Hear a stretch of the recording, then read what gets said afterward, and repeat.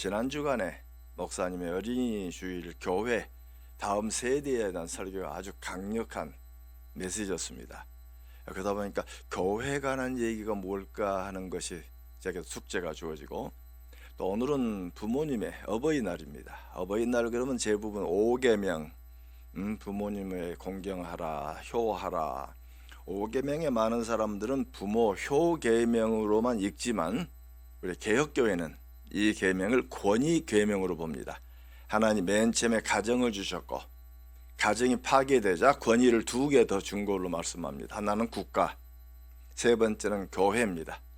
그래서 5계명 내에는 교회 권위라는 굉장히 깊은 말씀이 숨겨져 있습니다. 그래서 영어로 교회를 말할 때는 본교회를 mother church라고 합니다. 여성으로 말합니다. 그리고 지교회는 daughter church라고 말을 씁니다. 딸 교회. 그래서 이 딸과 부모와의 관계, 교회의 관계, 우리 교인들과 그 다음에 신자들과 교회와의 관계. 자, 그렇다면 예수님이 세우시던 교회는 어떤 종류 교회였을까? 우리는 교회 이야기를 하면 대부분 사람들이 건물을 굉장히 먼저 가지고 옵니다. 그러나 중요한 것은 첫 3세기 동안은 건물이 전혀 없었음에도 불구하고 교회가 어마어마한 속도로 커져갔던 역사를 가지고 있습니다. 오히려 교회 건물을 지으면서 교회가 어려움을 겪는 걸 보게 됩니다. 또 제가 살고 있는 워싱턴 지역도 재작년에 뉴스페이퍼 일면에 교회당, 어마어마 큰 교회당들이 사람이 안 보이니까 아파트로 변해가는, 컨도미니엄으로 변해간 이야기를 보면서 저 마음이 좀 씁쓸했었고, 영국을 여행하면 교회가 선술집, 도서관, 조그마한 가게, 또 심지어는 모스크로 팔리는 경우도 종종 봅니다. 그러다 보니까 교회가 뭘까? 뭐가 교회지? 하는 생각을 많이 가드는데, 지난주 목사님의 설교에 도전을 받고, 자, 그렇다면 로고스 교회가 구현하려고 하는, 앞으로 미래에 세워나갈 교회는 어떤 교회일까? 건물일까? 아니면 백성일까? 그 개념을 중심으로 함께 살피려고 합니다. 오늘 본문 마태복음 16장 18절에 보시면, 내가 이 반석 위에 내 교회를 세우리니, 반석이란 것은 베드로와 같은 믿음 위에 세운다는 말씀이고, 베드로 개인이 아니고 베드로와 같은 믿음을 가진 자들 위에 세운다. 중요한 단어는 내가, 주님이죠. 주님이 내 교회를 세우리니, 세운다는 단어는 집을 짓는다는 단어입니다. 오이코도메오라는 말을 써서 이 말은 집을 짓는다. 그러면 이 말을 제일 잘 이해한 사람이 누구냐? 베드로였습니다. 예수님 베드로에게 말씀했으니까, 베드로, 너와 같은 믿음 위에 내가, 주체는 주님이죠. 우리가 세우는 게 아니에요. 주님이 내가 이것 위에 세운다. 그 세운단 말을 베드로는 그 말을 이해하고 어떻게 해석했을까? 베드로전서에 가보시면은 베드로전서 1장에 보면 5지역의 교회가 나옵니다. 예수 그리스도의 사도 베드로는 본도, 갈라디아, 갑바도기아, 아시아, 비두니아 전부 지역 이름입니다. 지역마다 있는 작은 교회들에게, 우리 나그네 된 자들에게 말씀을 전합니다. 우리는 금과 은으로 세운 사람들이 아니다. 그리스도 피로 말미암아 세워짐을 받은 우리인데, 그 이야기의 결론이 2장 5절입니다. 너희도 산 돌같이 신령한 집으로. 사도 베드로는 예수님이 내가 내 교회를 세운다, 그 세운다, 집을 세운다는 단어를 어떻게 이해했는가? 신령한 집으로 이해했습니다. 세운단 말은 오이코도메오고, 집이란 말은 오이코스란 말입니다. 그래서 헬라 사람, 그다음 로마 사람들의 오이코스라는 말은 우리가 생각한 단순한 집의 개념은 아니고, 집안에 좀 여유가 있는 집안에 있는 사람들은 친족이 있고, 종이 있고, 가족이 있고, 그리고 친구들이 있고, 동업자들이 있고, 작은 데는 30명, 큰 데는 한 50명. 혹시 나중에 여러분 폼페이에 가시면 유적들을 보게 되는데, 큰 집은 한 50명이 거주할 큰 공간입니다. 작은 집은 한 20명 정도, 좀 더 가난한 사람은 한 10명 정도. 그래서 그런 그 속에 복음이 끼어 들어가면 그 복음으로 변화되는 이야기를 지금 사도 베드로는 전하고 있습니다. 우리는 신령한 집으로 세워지고, 그 다음에 뭐라고 말씀하죠? 예수 그리스도를 말미암아 하나님이 기쁘게 받으실 신령한 제자를 드릴 제사장이 되었느니라. 누가 제사장이죠? 목사가 제사장이라고 말하지 않아요. 제사는 섬긴단 말이고, 여기 교인 한 사람 한 사람이 오이코스 내에 신령한 집에 들어오는 한 사람 한 사람들이 다 모아진 그 공동체가 하나님의 제사장으로 되어졌다. 그럼 제사장으로 되어진 사람들의 의무가 뭔가?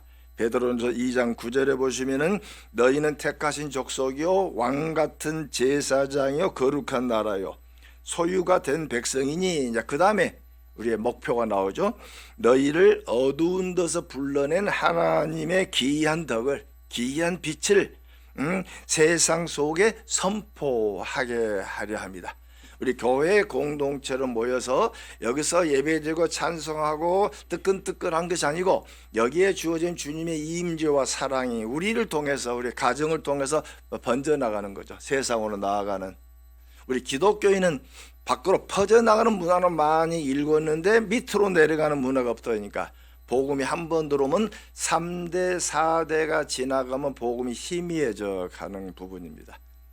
미국 교회도 희미해져가 있고, 오늘날 우리도 또 고령화되면서 복음이 다음 세대로 넘어가지 않은, 복음은 옆으로 퍼져도 나가야 되지만은 밑으로도 내려가 줘야 할 의무를 가지고 있습니다. 그래서 예수님께서 내가 세운다란 말을 베드로는 신령한 집이다, 신령한 집이다. 그래서 교회라고 하는 것은 오이코스, 집에 있는 이런 공동체다. 그래서 확대된 가정들이다란 말로 우리에게 설명하고 있습니다. 자, 두 번째로 생각해 볼 수 있는 말씀은 사도행전 1장입니다. 예수님이 부활하시고 40일 동안 제자들을 가르치고 승천하는 어간에 제자들이 묻습니다. 이스라엘 나라 회복이 언제입니까?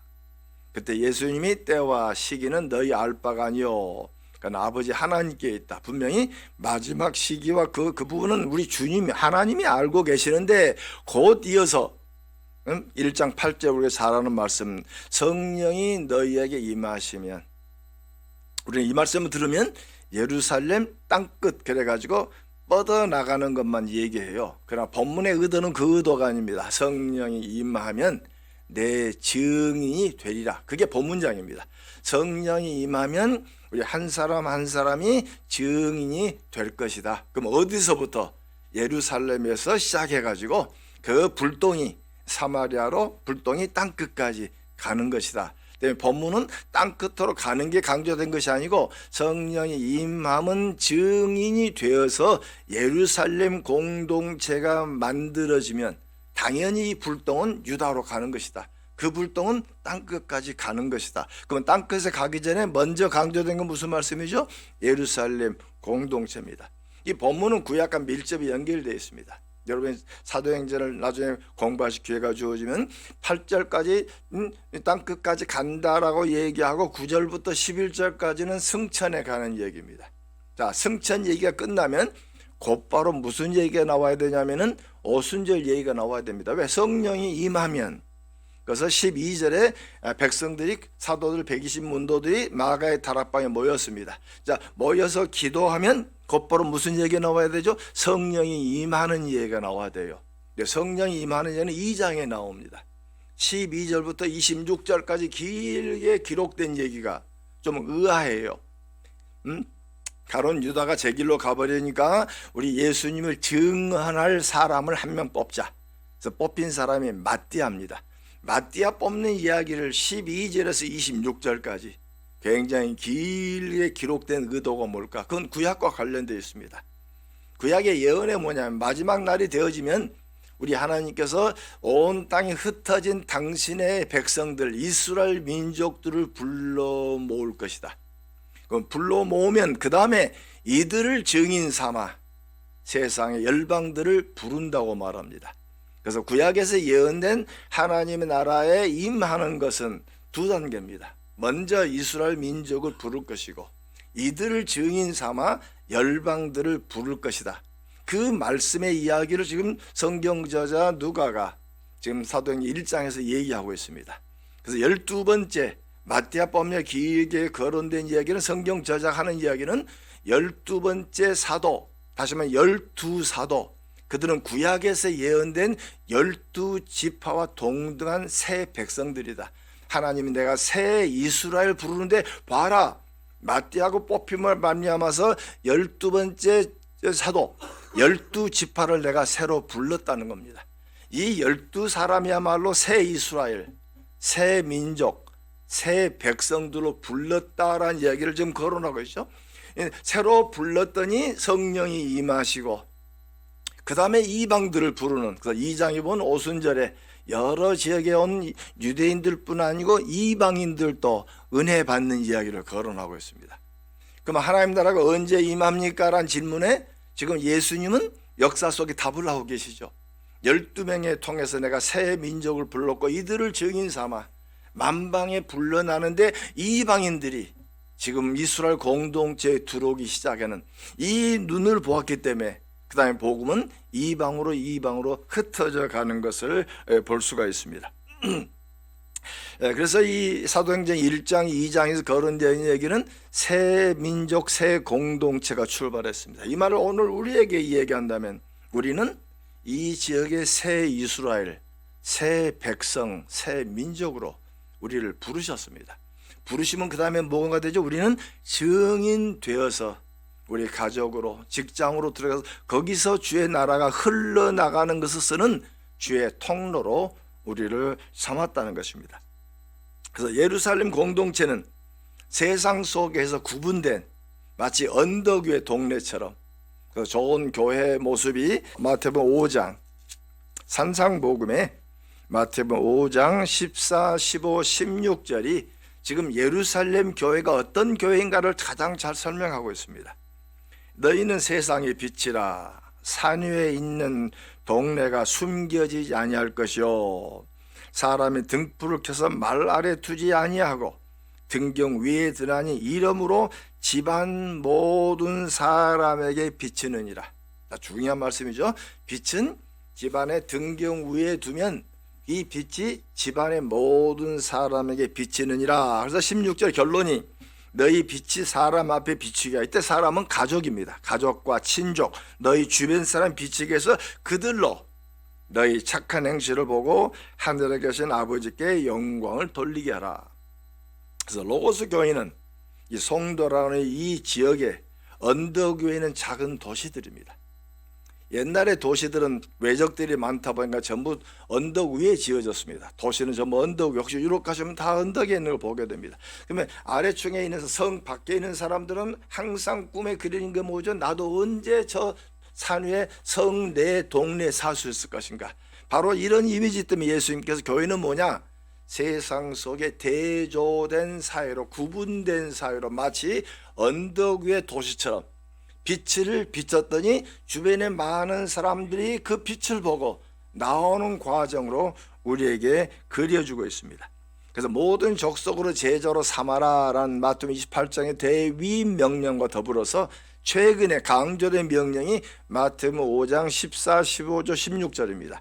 등경 명령이라 말합니다. 빛을 등경 위에 두어서 가족을 변화시키는, 공동체를 변화시키는 전도라고는 멀리 가서 하는 것이 전도인 것만 아울러 1차적인 전도는 내 가족, 내 친족, 내 직장의 동료들입니다. 복음이 그걸 흘러가 줌으로 말미암아서 주변 사람들이 너 정말 예수 믿는 사람이구나 하고 그런 모습이 그들 입술에 증거가 드러남으로 말미암아 하나님 나라가 확장된 걸 보게 만드는 것입니다. 자, 예수님이 사마리아 여인을 전도했습니다. 메시아를 처음으로 고백했죠. 그때 예수님이 사마리아 여인을 데리고 나와서 너 우리 로고스 교회 와 하고 부르지 않았어요. 예수님 어떻게 하시죠? 이 여인을 사마리아 동네에 보냅니다. 동네에 갔더니 이 많은 사람들이 이 여자 얘기를 듣고 와서 예수를 뵌 다음에 너 때문이 아니다, 저 예수님 때문에 우리가 믿게 되었다고 얘기합니다. 또 복음서에 빠지지 않고 나온 것 중에 하나가 거라사의 군대 귀신, 무덤가에 살던 군대 귀신이 예수를 만나고 모든 귀신을 떨쳐내고 그리고 깨끗하게 된 다음에 이 사람이 예수를 따르겠다고 고백합니다. 제자들처럼 나도 당신을 따르겠습니다. 제자가 썼던 똑같은 단어입니다. 그때 예수님이 그래 내가 너를 13번째로 부르마라고 불러내지 않았습니다. 어떡하죠? 네 가정으로 돌아가서 거기서 복음을 전하라고 말합니다. 주님은 복음의 원천인 내게로 오란 말이지만 어느 한 장소로 모이란 말이 아니고 접한 사람은 그 복음을 가지고 등경 위에 빛처럼 너희들 가정 내에 비춰서 바로 그곳에 복음이 일어날 수 있도록 하라라고 얘기하고 나옵니다. 바로 그것이 이제 처음으로 만들어진 게 예루살렘 교회입니다. 예루살렘 공동체입니다. 예루살렘 공동체는 핏줄이 아니고 예수의 사랑 때문에 모아진 공동체입니다. 처음에는 120문도가 모았고 그 다음에는 3,000명이 회개하고 4,000명이 회개하면서 교회가 굉장히 퍼져나갔을 때 그 교인들이 예루살렘에 모이는 장소는 없었습니다. 왜? 예루살렘은 성곽도시이기 때문에 모이는 곳이 없어요. 그럼 이들이 다 어디 갔을까? 사도행전을 쭉 읽어나면 모두가 가정으로 들어갑니다. 먼저 믿는 형아가 동생들을 데리고 와서 자기들이 배웠던 예수님의 이야기를 성경 이야기를 도란도란 얘기하면서 말씀이 되어지면 말씀대로 살아버렸습니다. 그 하나의 이야기가 우리 사도행전 2장에 나옵니다. 한번 마지막 성경 한번 찾아보겠습니다. 사도행전 2장 42절에서 47절에 보시면은 교회가 뭐냐? 당대 예루살렘 교회가 어떤 일을 했길래 하나님 교회가 커져갈 수밖에 없느냐. 2장 42절에서 47절까지 있습니다.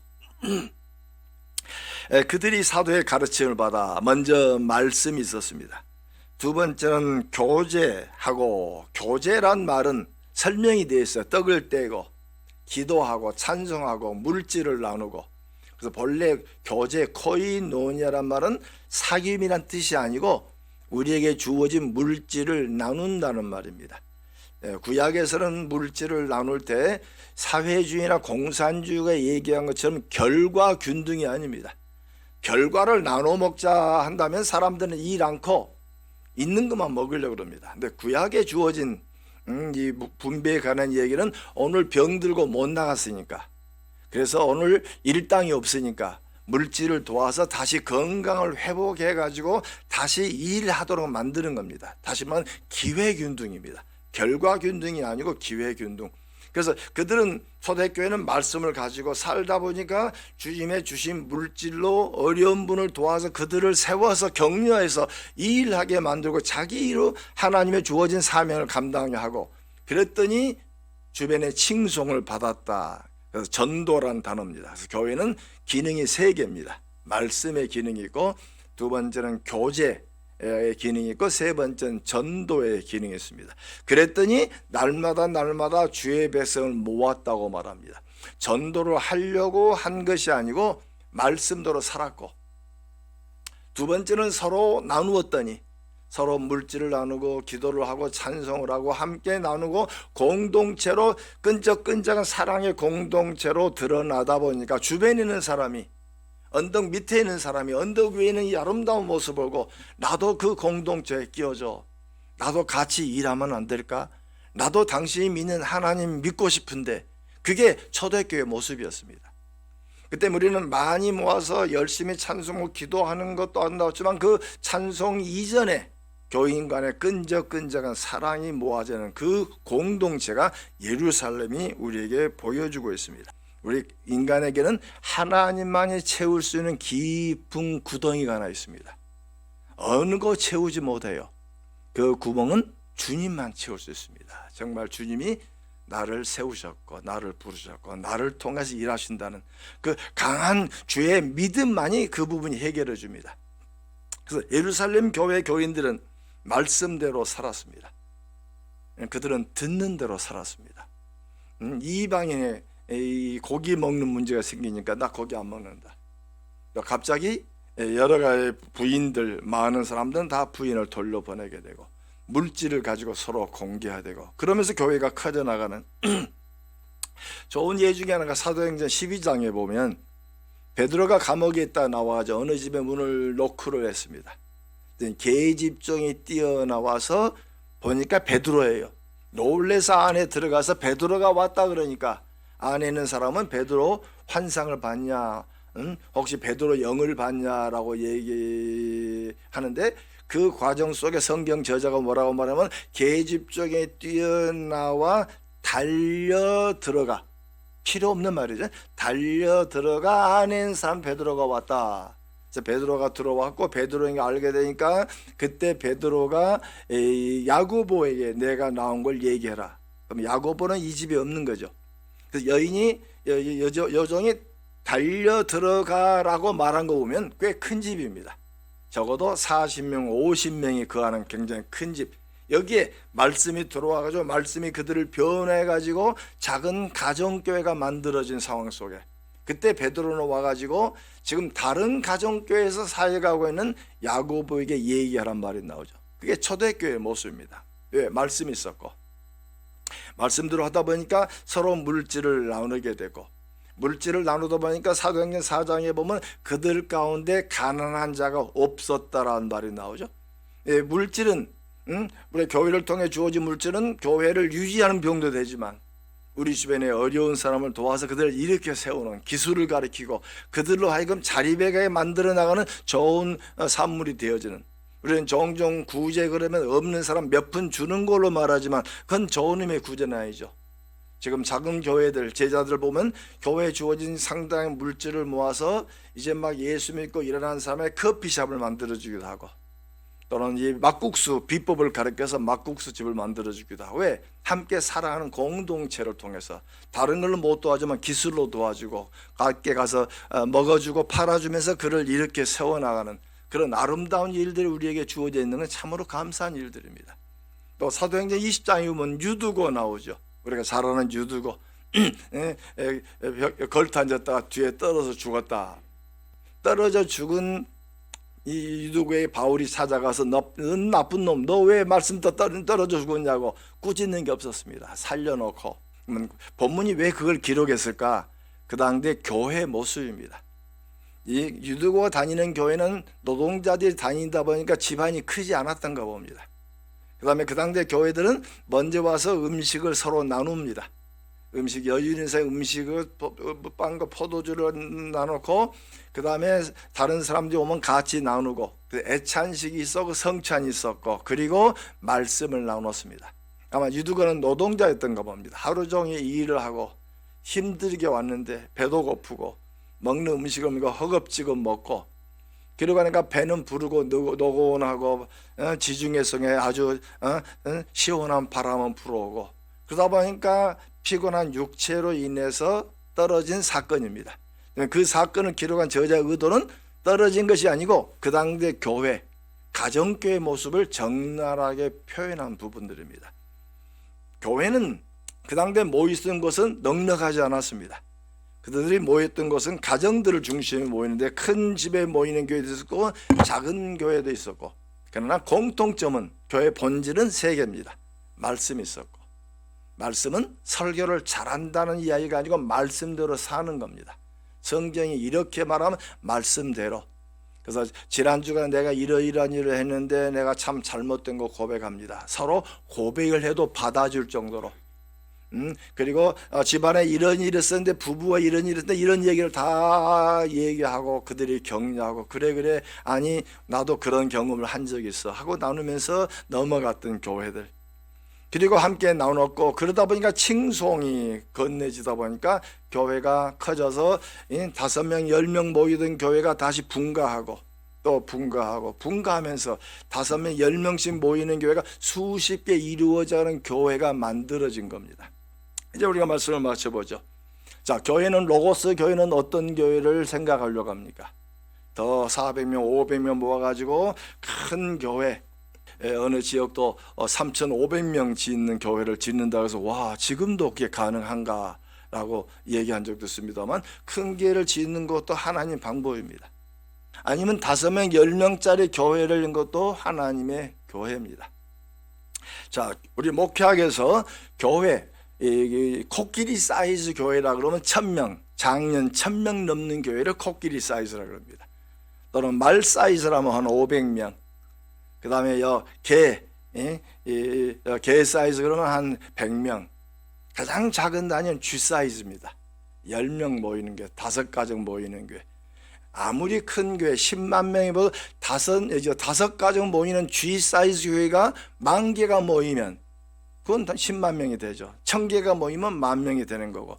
이게 교회가 크냐 작냐는 중요하잖아요. 크는 것도 주의 방법입니다. 본질만 같으면. 5가정 모이는 가정이 수십 개, 수백 개가 모아진다면, 그다음에 진정한 교회는 믿음은 개인입니다. 그러나 교회 가장 작은 단위는 가정 내지는 구역입니다. 살아있는 구역. 구역은 살아있다고 말하면 분가하는 거죠. 많이 모여서 나중에 5가정에 7가정, 8가정이니까 4가정씩 나눠지는 거죠. 실제로 교인들이 언제 성장하느냐? 영적인 자기 아이를 키울 때 성장합니다. 교회를 오래 다닌다고 성장한 게 아니에요. 60 먹은 교인들이 어린아이가 참 많습니다. 영적인 아이들입니다. 그 다음에 교회에 분란이 많이 생겨요. 애들이 모이면 싸우잖아요. 그러나 영적인 성숙, 언제 성숙이 일어나느냐?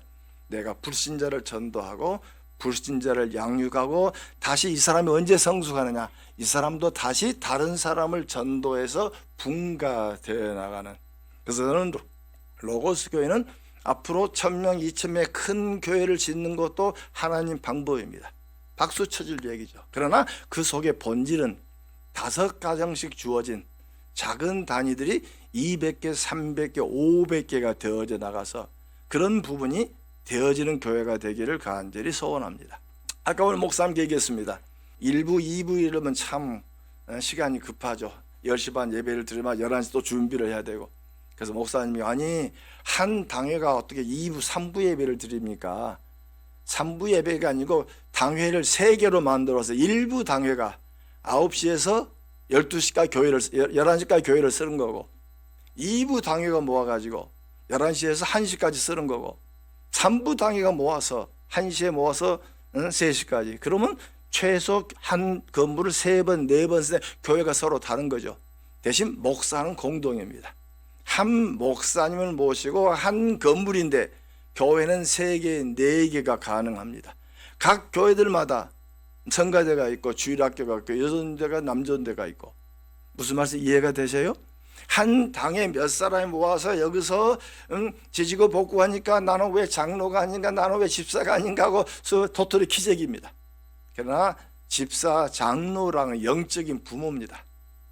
영적으로 사람을 키울 줄 알아야 됩니다. 사람을 키우는 사람이 장로가 되고 집사가 되면 교회 분란이 없어요. 왜? 애를 키워봤기 때문에. 그래서 가능하면 로고스 교회는 1부, 2부, 3부, 4부 4개 작은 교회로 만들어지는 교회가 되었으면 어떨까? 아마 그리 되면 한국교회 좋은 모델일 겁니다. 여러분은 지금 말씀을 중심하기 때문에 이런 모델이 만들어져 나가는. 조지아주 메이컨에 가시면 한 교회가 50개 작은 교회. 그래서 지금 미국은 큰 교회를 지을 수 있는 재정적 여건이 안 됩니다. 할아버지 시대는 교회를 지었어요. 아버지 시대도 교회를 지어서 어마어마한 교회들입니다. 한 블락이 교회인 경우가 많습니다. 2,000명, 3,000명, 5,000명, 10,000명 교우 참 많습니다. 근데 손주 시대에 오니까 물질이 안 되는 겁니다. 문화 비용이 너무 큽니다. 그러다 보니까 이제는 한 교회, 이만한 교회를 만들어 커져나가면 분가시킵니다. 그래서 50개, 그래서 one church and 50 multiple campus 교회입니다. 거기는 전부 평신도 지도자가 목사님 훈련 받아가지고 말씀을 강론합니다. 강론하면서 목사님의 권위 아래 침례 교회이기 때문에 성찬도 베풀 수 있도록. 그래서 한 목사님이 한 50개. 최근에는 이 애틀란타에서 한국인 2세가 사이버로 교회를 세웠습니다. 온 캠퍼스에 예배를 드리고, 그 다음에 오프 캠퍼스로 영상을 통해서 예배 드리고, 그래서 교회 2개, 3개가 만들어졌는데 한 분이 캘리포니아 이사를 가더니 캘리포니아 쪽에 전도해가지고 거기서 한 20명이 접속을 합니다. 그래서 이분은 조지아만 교회가 몇 개 있고, 그 다음에 온라인 속에 캘리포니아 교회도 가지고 있습니다. 그래서 우리 아름다운 로고스 교회가 이 목사님의 아름다운 설교를 우리만 듣는 것으로 끝나버린다면 여러분 욕심장애 드립니다. 아름다운 교회가 제2 로고스 교회를 멀리 세우는 것이 아니고 일단 본당의 제2 로고스 교회, 제3 로고스 교회. 말씀을 듣다 보니까 우리 장로님 3분, 4분 계신다 그러니까 내 교회가 가능하네. 한 장로님이 한 교회를 맡은 거죠. 나는 이 교회 건물을 8시부터 11시까지 쓰겠다. 그러면 여기 주일학교도 있고 성가대도 있고 그러면서 제2 교회는 11시에서 2시까지 교회를 쓰면서 그러면서 이 하나님이 주어진 장소를 계속 움직여 나가면서 그 다음에 교회가 이 당회가 커지면 이 당회가 분립할 수 있도록 함께 헌금해 가지고 나가서 또다시 이만한 규모의 교회가 세워지면 어떨까. 그래서는 이 송도와 인천 주변에 로고스 교회가 한 20개 30개 되어지는 교회를 그려보면서 말씀을 준비했습니다. 여러분 어떤 그 교회를 그리시러 원합니까? 우리가 500명 1000명 모아가지고 여기 종교 부지를 사가지고 교회를 짓는 것도 하나의 방법이에요. 본질만 같으면 작은 교회가 200개 300개가 되어진다면 그건 청구할 만한 일이지만 그러나 또 다른 방법으로 이만한 사이 교회를 여러 군데 세워가면서 거기에 한 장소에서 2번, 3번 예배드린 작은 교회들이 만들어져 가면서 하나님 복음이 흘러가기를 바랍니다. 그래서 여러분에게 구원하고 싶은 말씀은 정말 하나님의 살아있는 교회는 몇 명 모였냐라는 말보다 올해 우리가 세례를 몇 명 주었습니까? 그 세례 교인 수가 많을수록 주님께서 착하고 충성된 종아 참 내가 준 임무를 잘 감당했노라. 주님이 박수를 치시라 도와줍니다. 기도하겠습니다.